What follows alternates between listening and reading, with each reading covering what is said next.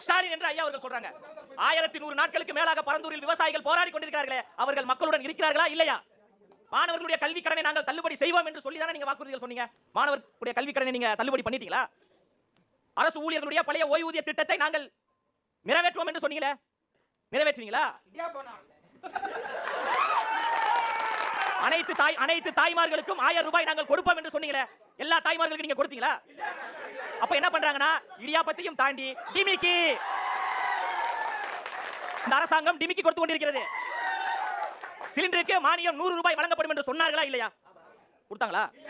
அப்போ தேர்தல் வாக்குறுதியாக 181ல பகுதி நேர ஆசிரியர்களை பணி நிரந்தரம் செய்கிறோம் என்று சொல்லி 4.5 ஆண்டுகள் ஆகிவிட்டது. எத்தனை பகுதி நேர ஆசிரியர்களை நீங்கள் பணி நிரந்தரம் செய்திருக்கீங்க?